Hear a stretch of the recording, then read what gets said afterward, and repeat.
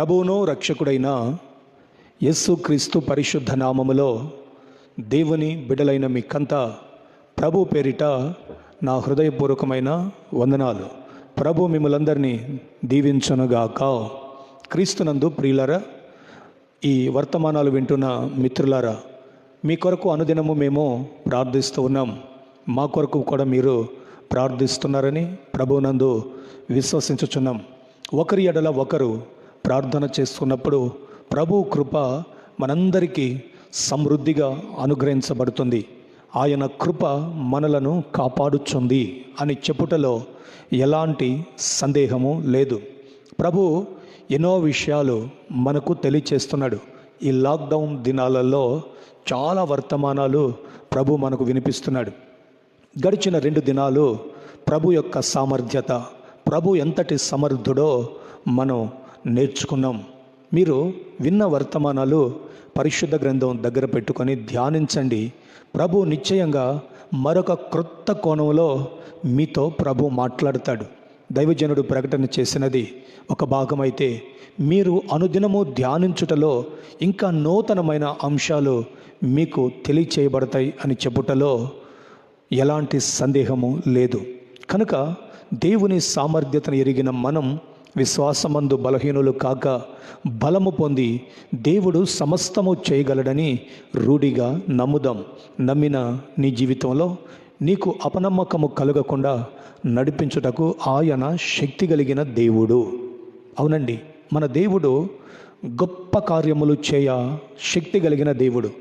సంపూర్ణంగా రక్షిస్తాడు. సగం రక్షణ కాదు, సంపూర్ణంగా రక్షించే దేవుడు. రక్షణ అనేది మనకు దేవుడు బాప్తిస్మములో ఇచ్చినది వేరు, ప్రతిరోజు రక్షించేది వేరు. ఈ రక్షణ దేవుని ద్వారా మనం పొందుకొని కాపాడబడుచు ముందుకు సాగాలని నేను మీకు తెలియచేస్తున్నాను. ఇప్పుడు ఈ లాక్డౌన్ కార్యక్రమాలలో పోలీస్ శాఖ వారు చాలా చక్కగా ప్రజలను వారు కంట్రోల్ చేస్తూ ఈ భయంకరమైన అపాయము బారిన వారిని పడనివ్వకుండా కాపాడుతూ వస్తున్నారు. వాస్తవమే ప్రియులారా, దేవుడు వారికి ఇచ్చిన బాధ్యత అది నిర్వర్తిస్తూ కుటుంబాలకు దూరమై మనకు దగ్గరగా ఉంటూ వారు దేవుని చేత నిర్ణయించబడిన వారి వృత్తిని చాలా చక్కగా నిర్వర్తిస్తూ ఆ ప్రాంతాన్ని వారు సంరక్షిస్తూ కాపాడుకుంటూ వస్తున్నారు. అందుకు నేను వారికి కృతజ్ఞతలు తెలియచేస్తున్నాను. మనం కూడా మనకు గవర్నమెంట్ వారు ఇచ్చిన నిబంధనలను మనం నిర్వర్తిస్తూ దైవ కృపచేత మనము దేవుని సముఖములో దాచబడిన వారమై ఉండి దైవ కృపలో మనం నిలబడాలి అనేది నేను మీకు తెలియచేసే మాట. ఇది భయంకరమైన ఉగ్రత దినాలు. బైబిల్ గ్రంథంలో చక్కని మాట నేను ఈరోజు మీకు జ్ఞాపకం చేయాలని ఆశిస్తున్నాను. అది మీరు గమనించండి. యెషయా గ్రంథం 26వ అధ్యాయం. నేను జ్ఞాపకానికి ఈ విషయాన్ని మీకు గుర్తు చేస్తున్నాను. 26వ అధ్యాయం 21వ వాక్య భాగంలో, నీవు వెళ్ళి నీ అంతఃపురములో ప్రవేశించుము, నీవు వెళ్ళి నీ తలుపులు వేసుకొనుము, ఉగ్రత తీరిపోవు వరకు కొంచెము సేపు దాగి ఉండుము. ఈ అధ్యాయము ముగింపు మాటలో చక్కని విషయాలు పరిశుద్ధాత్మ దేవుడు ప్రవక్త యెషయా ద్వారా జ్ఞాపకం చేశాడు. అంతఃపురములోనికి వెళ్ళిపో, ఉగ్రత తీరిపోవు వరకు దాగి ఉండు. కొద్దిమంది ప్రజలు నిబంధనలను ఉల్లంఘించిన వారై ఇటు పోలీస్ శాఖ వారికి, ప్రభుత్వానికి, తమ కుటుంబాలకు కూడా లేనిపోని సమస్యలు తీసుకొని వచ్చి సమస్యాత్మకరమైన అనుభవాలలో పడిపోతున్నారు. దయచేసి దేవుని పిల్లలుగా మనం దాగి ఉండటం అనేది ఎంతో మేలు అని నేను మీకు జ్ఞాపకం చేస్తున్నాను. పోలీస్ శాఖ వారు చాలా చక్కగా వారికి నియమించిన ఆ ప్రాంతాన్ని సంరక్షించుకుంటూ ఉన్నారు. అయితే ఈరోజు నేను మీతో జ్ఞాపకం చేయాలనుకున్న మాట ఏమిటంటే, మనము ఆరాధిస్తున్న దేవుడు మనకు గొప్ప సంరక్షకుడు. అవును ప్రియులారా, గొప్ప సంరక్షకుడైన ఆయన సంరక్షణలో మనముంటే ఏ ఆటంకము, అపాయము మన దగ్గరకు దరిచేరదు. ఇర్మియా ప్రవచన గ్రంథం 49వ అధ్యాయం 11వ వచన భాగంలో ఈరోజు మీకు ఒక మంచి వర్తమానాన్ని నేను అందించాలని ఆశిస్తున్నాను. నేను ఆ మాటను చదువుతున్నాను, జాగ్రత్తగా వినండి. అనాథలకు నీ పిల్లలను విడువము, నేను వారిని సంరక్షించెదను. ఇందులో నేను వారిని సంరక్షించెదను అనే మాట ఈరోజు మనం ధ్యానించుకుందాం. నిజంగా ఇప్పటి పరిస్థితిని చూస్తే అందరూ అనాథలే. పక్కింటి వారు మనలను పరామర్శించడానికి కూడా రాలేరు. ఒంటరితనం, ఏ కుటుంబానికి ఆ కుటుంబమే అనాథలుగా మిగిలిపోయాం. అవును ప్రియులారు, అయితే ప్రభు ఏమంటున్నాడంటే, నేను వారిని సంరక్షిస్తాను. మీకు జ్ఞాపకం చేస్తున్నాను, రక్షణ వేరు, సంరక్షణ వేరు. యేసుక్రీస్తు కలువరి రక్తము చేత కడగబడటం రక్షణ. మన పాపాల నిమిత్తం ప్రాయశ్చిత్తము నుండి ప్రాచీన స్వభావాన్ని పాతిపెట్టి నవీన స్వభావమును ధరించుకొని యేసుక్రీస్తు యొక్క మరణ పునరుద్ధానములలో పాలిభాగస్థులమౌట రక్షణ అనుభవం. పాతాళము నుండి తప్పించబడి పరమునకు పోవుటకు ఒక రక్షణ భాగ్యాన్ని పొందుకోవటం రక్షణ. అయితే ప్రభు అంటున్నాడు, నేను వారిని సంరక్షించెదను. వాస్తవం ప్రియులరా, దేవుడు మనకు సంరక్షకుడు. సంరక్షకుడు అని ఎవరినంటారు? తనతో ఉన్నవారిని అన్ని విషయాలలో సహకారిగా ఉండి బాధ్యతాయుతముగా కాపాడే వ్యక్తిని సంరక్షకుడు అంటారు. అవునండి, పోలీస్ శాఖ వారు ఉన్నారు కదా, ఇప్పుడు కష్టమైన నష్టమైన ప్రాణానికి తెగించి ప్రజలను సంరక్షించుకోవాలన్న బాధ్యతతో భార్యలను, బిడ్డలను, కుటుంబాలను, తల్లిదండ్రులను వదిలి వారి డ్యూటీ నిమిత్తం వారికి నియమించబడిన ఆ ప్రాంతాన్ని సంరక్షించుకుంటున్నారు. వారు ఒక ప్రాంతాన్నే సంరక్షించుకోగలరు, కానీ నా ప్రభు ప్రపంచం మొత్తాన్ని సంరక్షించుకొనగలిగిన మంచి సంరక్షకుడై ఉన్నాడు. దేవునికి స్తోత్రము కలుగును గాక.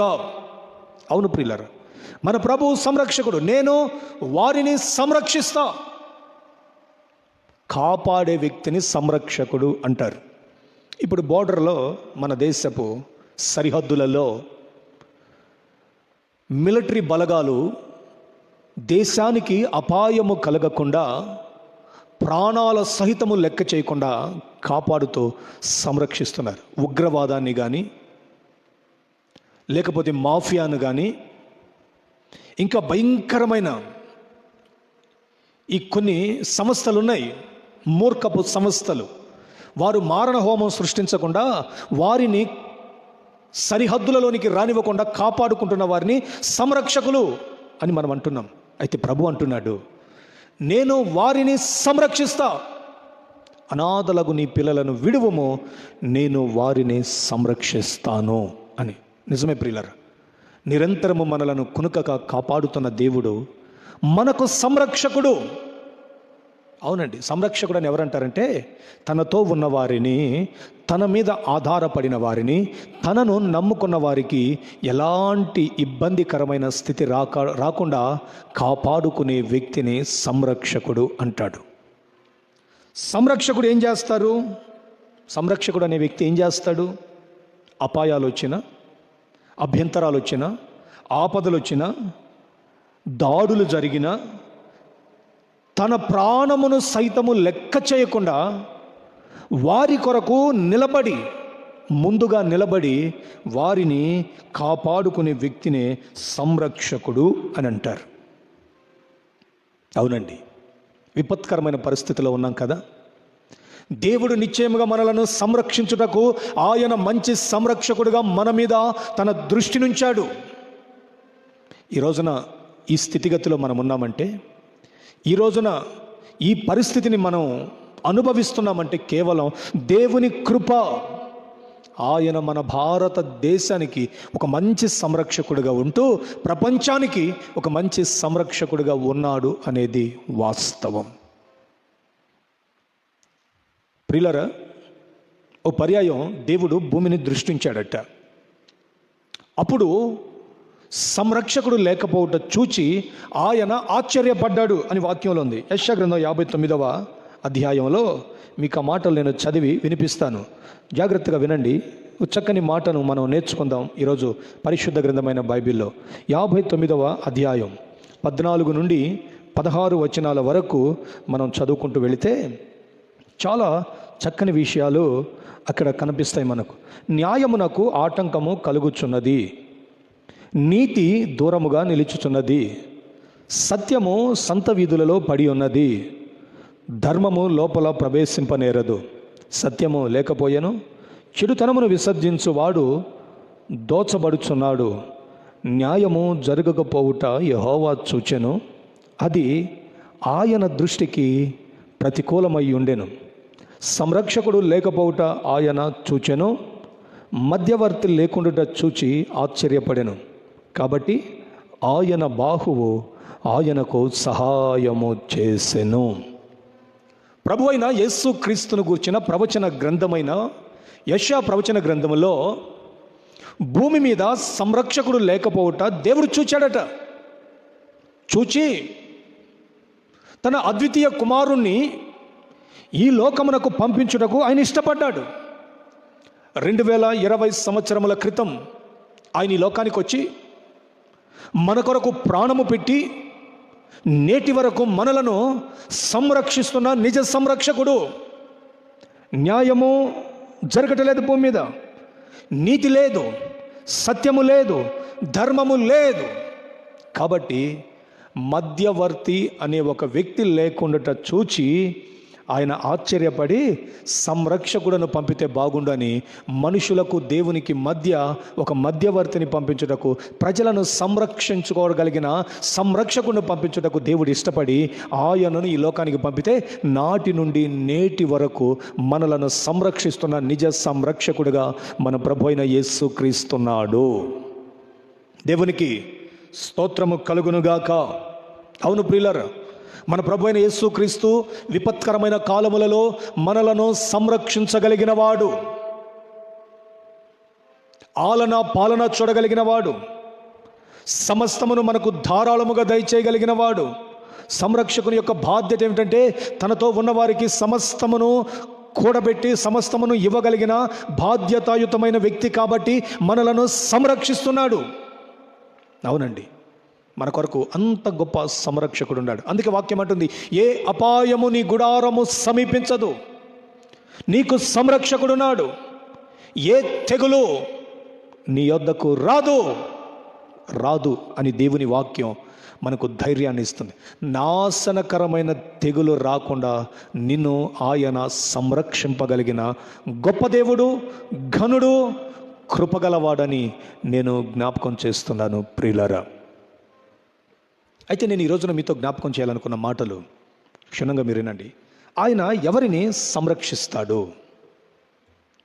ఆయన ప్రజల యొక్క ఉనికిని గమనిస్తూ ప్రజల మీద తన కనుదృష్టి నుంచి దేవుని వాక్యము ద్వారా సంరక్షించబడుతున్న తన పిల్లలను చూసి ఆయన ఆనందించు దేవుడై ఉన్నాడు. చూడండి, కుటుంబ పరంగా తల్లిదండ్రుల బాధ్యత ఏమిటంటే కుటుంబాన్ని సంరక్షించుకోవటం. వారి పిల్లలను, వారితో ఉన్నవారిని, వారిని కన్నవారిని, వృద్ధాప్యంలో ఉన్న వృద్ధులను సంరక్షించుకుంటారు. ఆఖరి శ్వాస వరకు వారి బాధ్యత. ఇప్పుడు సమాజపరంగా మనం చూస్తే పాలకులు వారికి ఇచ్చిన పట్టణాలను సంరక్షించుకునే బాధ్యత వాళ్ళది, ప్రజలను సంరక్షించుకోవటం. సంఘపరంగా చూస్తే సేవకుడు దేవుడిచ్చిన బిడ్డలను వాక్యమనడి ఆహారాన్ని పెట్టి వారి బాబోగుల కొరకు ప్రార్థన చేస్తూ దుష్టుడైన సాతాను సంఘములో చేర్చబడకుండా సంరక్షించుకునే బాధ్యత. ఈరోజున దేవుని సేవకునిగా నేను నిండు మనసుతో ఈ మాటను చెప్పగలను. ముఖాముఖిగా మా సంఘస్థులను మేము చూసుకోలేకపోయినా ఆత్మయందు వారి మీద ఒక గొప్ప భారము కలిగిన వారమై వారి కొరకు ప్రార్థన చేస్తున్నామన్న మంచి మనస్సాక్షి మాకుంది అని మేము జ్ఞాపకం చేస్తున్నాం. నేనంటాను, సంఘముగా మీ కొరకు నా దేవుడు తన దాసుల యొక్క ప్రార్థనను ఆలకించి తన దాసుని నోట నుంచి వచ్చు ప్రతి మాటను రూఢిపరిచి నిశ్చయముగా మిమ్ములను నా దేవుడు ఈ విపత్కరమైన కాలములో సంరక్షించి కాపాడి మిమ్మలను పోషించి మిమ్మలను బలపరిచి మీ మీద తన కృప నుంచి తన మహిమైశ్వర్యముతో మీకు ఏ లోటు రాకుండా కాపరి అయి మిమ్మలను రక్షించును గాకాని నేను మీకు తెలియచేస్తున్నాను.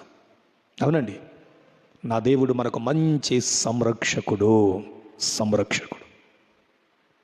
ప్రియులారా, కుటుంబాన్ని విపత్కరమైన కాలంలో తల్లిదండ్రులుగా బాధ్యత తీసుకొని సంరక్షించండి.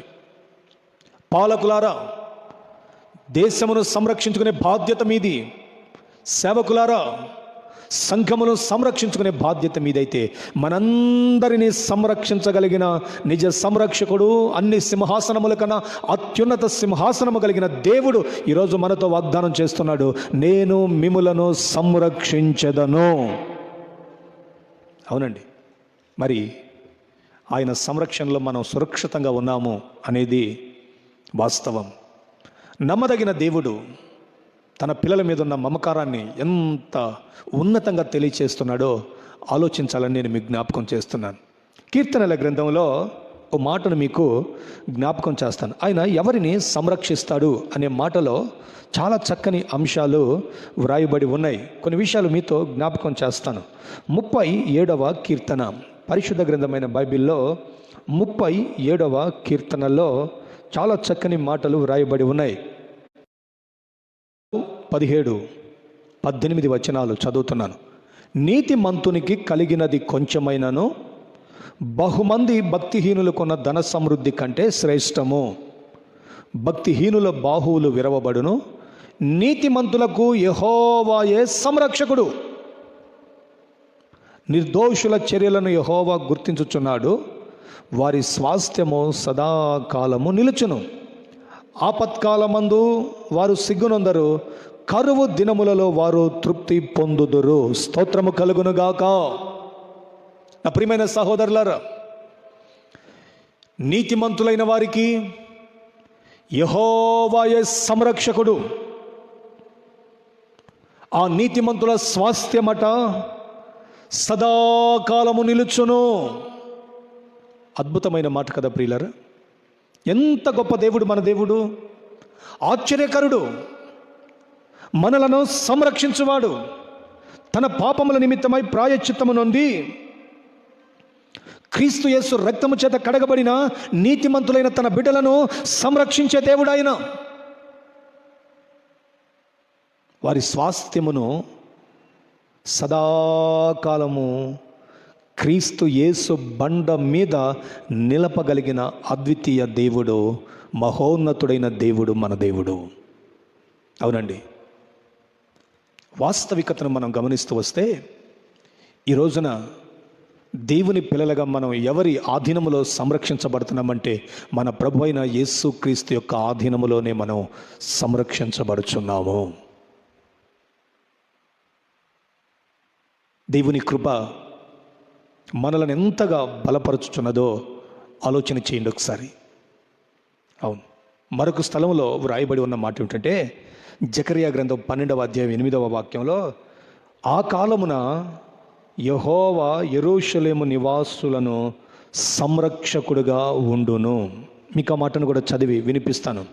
జకరియా ప్రవచన గ్రంథం 12వ అధ్యాయం, జకరియా ప్రవచన గ్రంథంలో 12వ అధ్యాయం కొన్ని విషయాలు చెప్పి నేను మీ కొరకు ప్రార్థన చేస్తాను. 12వ అధ్యాయం 8వ వాక్యాన్ని నేను చదువుతున్నాను. ఆ కాలమున యెహోవా యెరూషలేము నివాసులకు సంరక్షకుడుగా నుండును. ఆ కాలమున వారిలో శక్తిహీనులు దావీదు వంటి వారుగాను, దావీదు సంతతి వారు దేవుని వంటి వారుగాను, జనుల దృష్టికి యెహోవా దూతల వంటి వారుగాను వారు ఉందురు. దేవునికి స్తోత్రము కలుగును గాక. ప్రియులారా, చాలా చక్కని విషయం ఆ కాలమున దేవుడు యెరూషలేము నివాసులకు సంరక్షకుడుగా ఉండును అని వాక్యము చెప్తుంది. ఈ 2 వాక్య భాగాలలో కీర్తనల గ్రంథం 37వ కీర్తన 17-18 వాక్యాలలో, జకర్యా ప్రవచన గ్రంథం 12వ అధ్యాయం 8వ వచన భాగంలో ఈ 2 భాగాలలో 5 అంశాలు దాచబడి ఉన్నాయి. అవునండి, 5 అంశాలు దాచబడి ఉన్నాయి. ఆ 37వ కీర్తనలో ఉన్న 2 అంశాలు ఏమిటంటే, వారి స్వాస్థ్యము సదాకాలము నిలుస్తుంది. 2వ అనుభవం ఏంటంటే, ఆపత్కాలమందు సిగ్గుపడక కరువు దినములలో వారు తృప్తి పొందుదురు. గమనించండి ప్రియులారా, దేవుడు ఎవరికి సంరక్షకుడై ఉంటాడో వారి సంతతి సదాకాలము నిలుచును. కీర్తనకాడు ఒకసారి ఈ విధంగా అన్నాడు కదా, నేను యెహోవా యందు గురి నిలుపుచున్నాను గనుక ఆయన నన్ను సదాకాలము నిలుపును. అవునండి, మన సంతతి ఉంది కదా, దేవుని పిల్లలుగా మన సంతతి ఉంది కదా, ఆ సంతతిని సంరక్షించగలిగిన దేవుడు అంటున్నాడు, నీ పిల్లలను సదాకాలము నేను నిలుపుతాను. నీ స్వాస్థ్యం ఏమిటా స్వాస్థ్యం? గర్భఫలము యెహోవా ఇచ్చు బహుమానం, కుమారులు ఆయన అనుగ్రహించు స్వాస్థ్యం. అవునండి, మన పిల్లలను దేవుడు సదాకాలం తన కృపలో నిలుపుతాడు. వాక్యం ఈ విధంగా చెప్తుంది, యథార్థవంతులను బలపరచుటక యెహోవా కనుదృష్టి లోకమందంతటా సంచరించుచున్నదట. మరి ఈ రోజున నీవు నీతిమంతునిగా తీర్చబడి ఉన్నావా?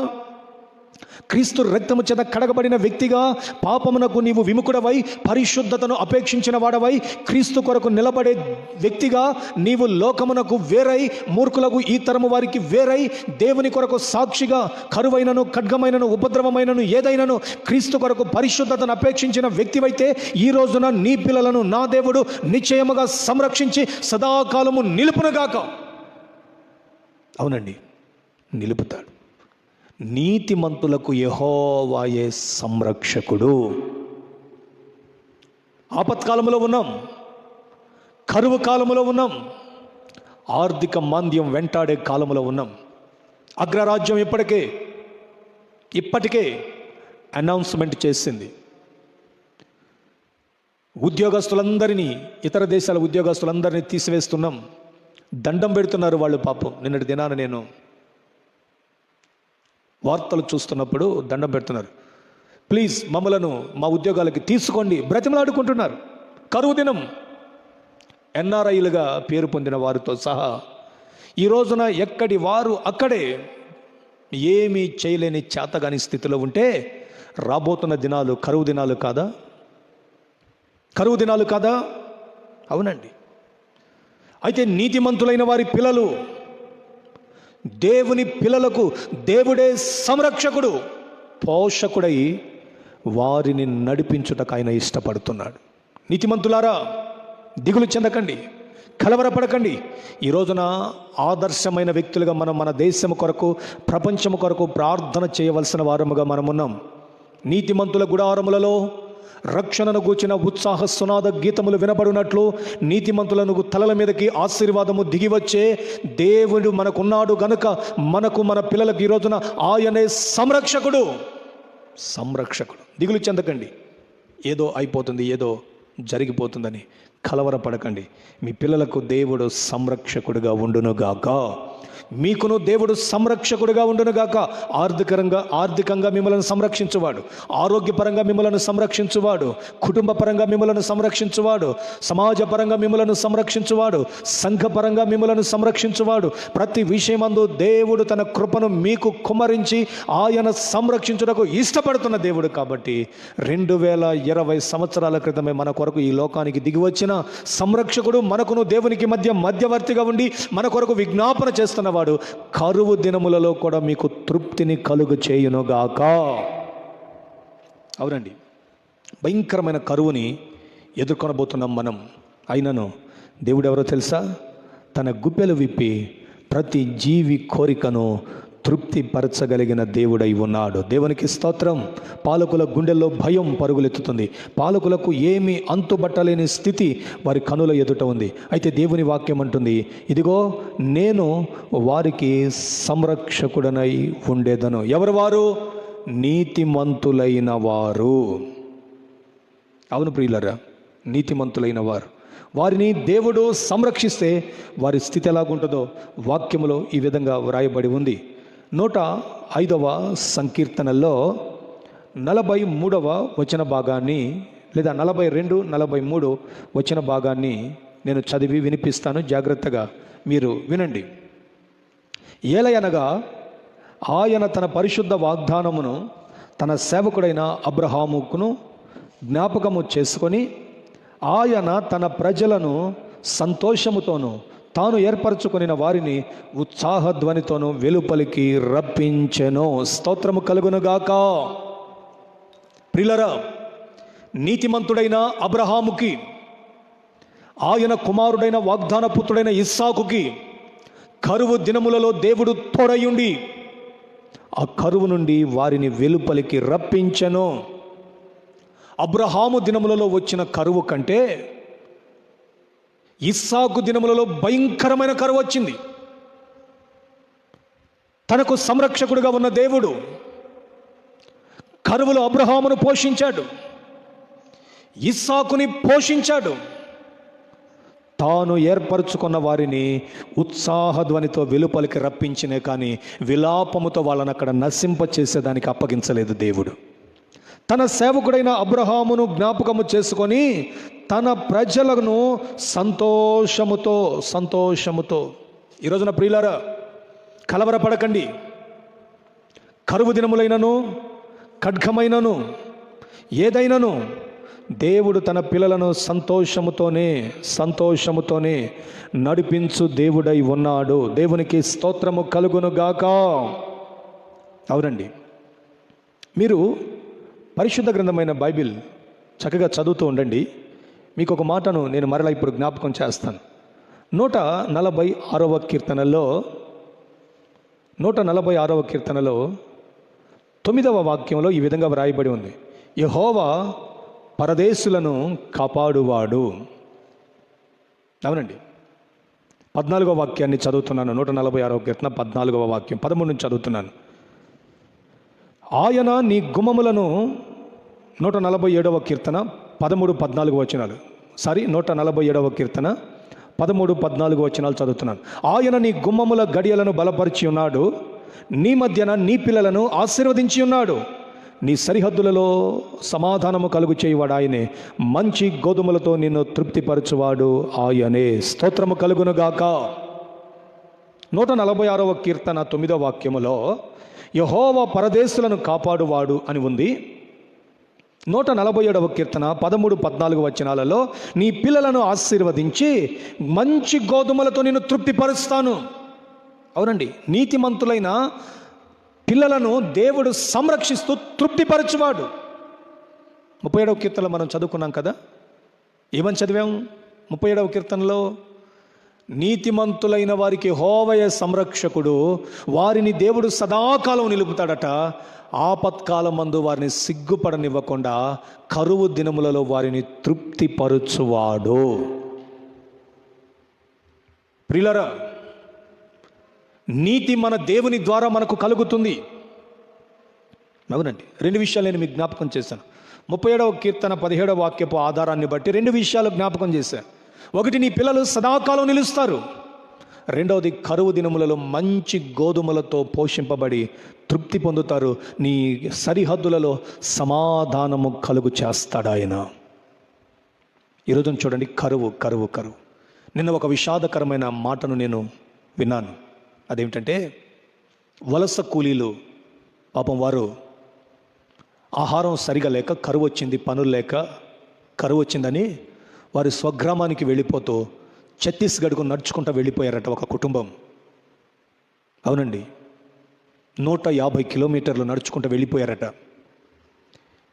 బాడీ డీహైడ్రేషన్ అయ్యి ఆ కుటుంబంలో ఒక పాప, 12 సంవత్సరాల పాప తీవ్ర అస్వస్థతకు గురైపోయి చనిపోయింది ఆ పాప. ఆ మాట విన్నప్పుడు నా హృదయమంతా అదో రకమైన ఆవేదనతో నింపబడింది. నిజమే ప్రియులారా, కరువు విలయ తాండవం మారుతుంది. అయితే వాక్యం మనలను ఆదరిస్తుంది. నీతిమంతులకు యెహోవాయే సంరక్షకుడు, వారిని కరువు దినములలో తృప్తిపరుస్తాడు. సిగ్గుపడనివాడు. నీ దేవుడేమాయను, నిన్ను పోషించువాడు ఏమాయను అని నిన్ను అన్యులు నిందించకుండా కరువు దినములలో దేవుడు నిన్ను పోషించే సంరక్షకుడై ఉండునుగాక. జకర్యా గ్రంథం 12వ అధ్యాయం 8వ వాక్యంలో మనం చదివాం కదా. ఆ మాటలో ఏమనుందంటే, దేవుడు మనకు సంరక్షకుడుగా ఉంటే ఎలాగుంటారు వారి పిల్లలు అనంటే, శక్తిహీనులు దావీదు వంటి వారుగాను, దావీదు సంతతి వారు దేవుని వంటి వారుగాను, వారు యెహోవా దూతల వంటి వారుగాను ఉంటారు. మీకు ఇంకొక మాట కూడా జ్ఞాపకం చేస్తాను ప్రియులారా. నీతి మంతులు గాని వారి పిల్లలు ఎలా ఉన్నారు అనంటే, యోబు గ్రంథంలో 5వ అధ్యాయం 4వ వాక్యంలో చక్కని మాట ఉంది. మీకు జ్ఞాపకం చేస్తున్నాను ఆ మాట. యోబు గ్రంథం 5వ అధ్యాయం 4వ వాక్యము చదువుతున్నాను, చూడండి. అతని పిల్లలు సంరక్షణ దొరకక యుందురు, గుమ్మములలో నలిగిపోవుదురు, వారిని విడిపించువాడు లేడు. ఎవరు వీరంటే మూఢులు అని వాక్యం వ్రాయబడి ఉంది. అవును ప్రియులారా, వీరు మూఢులు, బుద్ధి లేని వారు.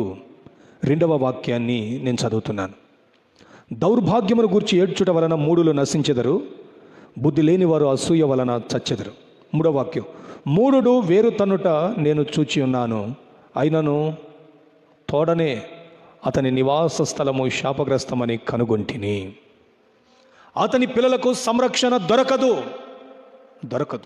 వాస్తవమే. ఎవడైతే నీతిమంతుడిగా లేకుండా, యేసు క్రీస్తు రక్తము చేత కడగబడకుండా, ఇంకా లోకము యొక్క పాపములో మమేకమైపోతూ, లోకమునే అనుభవిస్తూ, కామ క్రోధ మదమత్సర్యముల మధ్యలో శరీరాశలను నెరవేర్చుకుంటూ మూఢుడు తన మూఢత్వాన్ని ప్రదర్శిస్తాడో, వానికి వాని పిల్లలకు సంరక్షణ దొరకదు. వాని నివాస స్థలమట శాపగ్రస్తమైపోతుందట. గుమ్మములలో వాని పిల్లలు నలిగిపోతారు. కానీ నీతిమంతులైన దేవుని పిల్లలకు సరిహద్దులలో సమాధానమును, గుమ్మములలో సంరక్షణ దొరుకుతుంది. స్తోత్రం. మరి ఈ రోజున నీవు నేను నీతిమంతులుగా తీర్చబడ్డాం. భయపడనక్కరలేదు.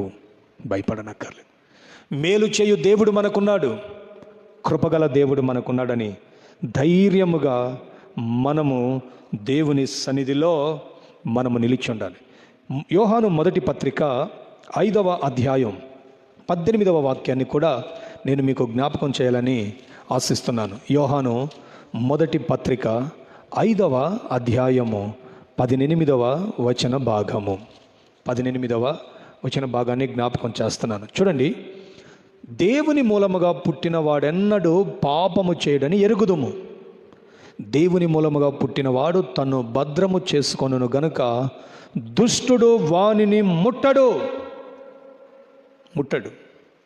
అవునండి, అపవాది ఎన్ని తంత్రములు చేసినా దేవుని మూలముగా పుట్టిన నీతిమంతులను వాడు ముట్టనేరడు. అవునండి, మరి ఎందుకు భయపడుతున్నాం?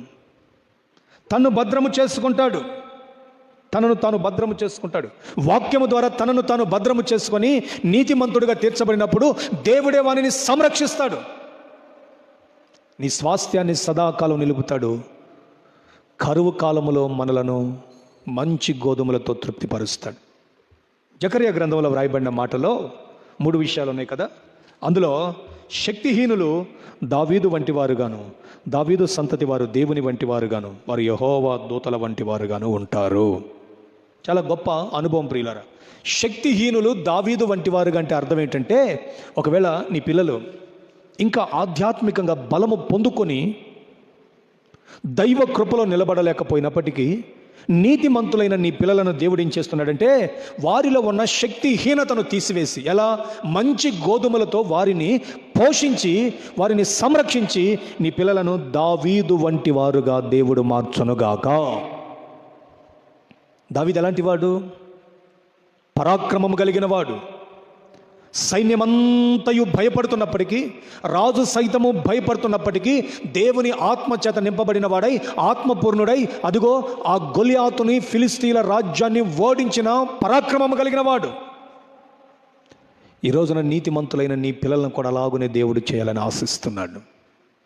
రెండవది, దావీదు సంతతి వారిని దేవుని వంటి వారుగాను, అంటే ఆయన పోలికలోనికి తీసుకొచ్చే అనుభవం ఈ అనుభవం. అవును ప్రియులారా, ఆయన పోలికలోనికి దావీదు సంతతి వారిని దేవుని వంటి వారు, అంటే ఆయన వల్లే క్రీస్తు పోలికలోనికి తీసుకొచ్చే అనుభవం. మూడవ మాట, వారు యెహోవా దూతల వంటి వారుగా. మనల్ని, మన పిల్లలను చూస్తే అచ్చు మనం దేవ దూతల వలె కనపడే అనుభవం. దేవుని సంరక్షణలో ఉన్న వారికి 5 ఆధ్యాత్మిక ఆశీర్వాదాలు. మొదటిది, మన పిల్లలను సదాకాలం నిలుపుతాడు. రెండవది, ఆపత్కాలమందు సిగ్గుపరచక కరువులో పోషిస్తాడు. మూడవది, శక్తిహీనులైన వారిని దావీదు వంటి వారిగా చేస్తాడు. నాలుగవది, దావీదు సంతతి వారిని దేవుని వంటి వారిగా చేస్తాడు. ఐదవది, దేవుని దూతల వంటి వారిగా చేస్తాడు. మరి ఇంత మంచి సంరక్షకునికి పరచును గాక. తలలో వంచుదాం ప్రియులరా, ప్రార్థన చేసుకుందాం. దేవుడు మనకిచ్చిన ఈ చక్కని వాగ్దానపూర్వకమైన వర్తమానాన్ని బట్టి ప్రభు సన్నిధిలో మనం ప్రార్థన చేసుకుందాం. హల్లెలూయా, హల్లెలూయా.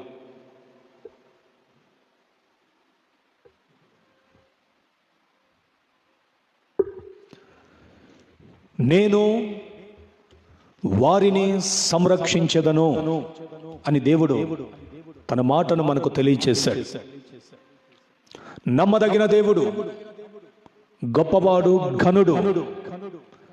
గత 2 దినాలు ఆయన సమర్థుడుగా మనకు ప్రత్యక్షమయ్యాడు. ఈరోజు ఆయన మనకు సంరక్షకుడుగా, మనలను, మన పిల్లలను సంరక్షించగలిగిన సంరక్షకుడుగా ఆయన మనకు ప్రత్యక్షమయ్యాడు. ప్రియులారా, ఎంత గొప్ప దేవునిని మనం కలిగి ఉన్నాం. వాక్యం అంటుంది, యెహోవా తమకు దేవుడుగా గల జనులు ధన్యులు, ధన్యులు. ప్రియులారా, నీతిమంతులైన వారికి యెహోవాయే సంరక్షకుడు. యెరూషలేము నివాసులను ఆ కాలమున యెహోవా సంరక్షకుడుగా ఉండును. ఏ కాలం? దుష్టకాలం, ఆపత్కాలం, కరువు కాలం, వినాశన కాలములో దేవుడే మనకును మన కుటుంబాలకు సంరక్షణ. వాగ్దానము చేసిన దేవుడు నమ్మదగిన వాడు. అవును ప్రియులారా, తాను ఏర్పరచుకున్న వారిని సంతోషముతో వెలుపలికి రప్పించగలిగిన వాడు. మనము కన్నీటితో ఉండుట ఆయన ఇష్టము కాదు. ఆయన రెక్కల నీడలో మనము దాచబడుట ఆయన చిత్తం. పోలీస్ వ్యవస్థ ప్రజలను సంరక్షిస్తుంది ఇప్పుడు, కానీ యావత్ ప్రపంచంలో నీతిమంతులైన వారిని సంరక్షించగలిగినది నా ప్రభు అయిన యేసుక్రీస్తు మాత్రమే. ప్రార్థన చేసుకుందాం. ప్రేమగల తండ్రి, జీవాధిపతి, మీ పరిశుద్ధ పాదములకు వందనాలు. నమ్మదగిన దేవుడు, నేను వారిని సంరక్షించదను అని వాగ్దానం చేసి ఈ కరువు కాలంలో, విపత్కర కాలంలో, మరణాలు సంభవిస్తున్న ఈ కాలంలో నీ పిల్లలందరినీ సంరక్షించమని వేడుకొనుచున్నాను. 2020 సంవత్సరముల క్రితమే భూమిని దృష్టించి మధ్యవర్తి లేకుండా చూచి ఆశ్చర్యపడి, సంరక్షకుడు లేకుండా చూచి ఆశ్చర్యపడి, మమ్మను సంరక్షించుటకు నీ ప్రియకుమారుడైన యేసు క్రీస్తుని లోకానికి పంపిన దేవునిగా నాటి నుండి నేటి వరకు మమ్మలను సంరక్షిస్తున్న విధానమును బట్టి నీకు వందనాలు. ఈ పిల్లలను జ్ఞాపకం చేసుకుని ఆశీర్వదించమని, వర్తమానాన్ని విన్న బిడ్డలను దీవించమని, ఘనత, మహిమ, ప్రభావాలు మీకు అర్పిస్తూ యేసు నామములో ప్రార్థిస్తున్నాను తండ్రి. ఆమేన్. మన పరమ తండ్రి అయిన దేవదేవుని యొక్క శాశ్వతమైన ప్రేమయు, మన ప్రభువును రక్షకుడైన యేసు క్రీస్తు వారి ఎడబాయని కృపయు, నిత్య ఆదరణకర్తైన పరిశుద్ధాత్మ దేవుని ఆదరణ మనకును సకల పరిశుద్ధులకును ఇప్పుడు ఎల్లప్పుడూ సదాకాలము తోడుగా ఉండి సంరక్షించి ఈ విపత్కరమైన కాలముల నుండి మనలను వెలుపలకు రప్పించుటకు ఆయన కృప తోడై ఉండి నడిపించునుగాక.